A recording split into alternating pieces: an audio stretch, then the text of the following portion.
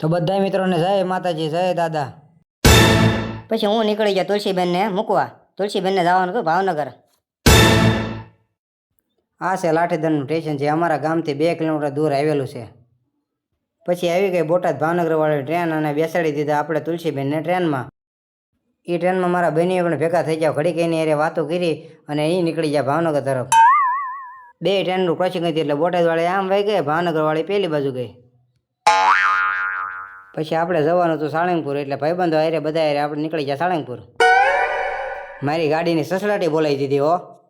અને અમારા શિવભાઈ કહેતા હતા આવી આવો મોરે મોરો. અને આ છે આપણે BAPS સ્વામિનારાયણનું મંદિર.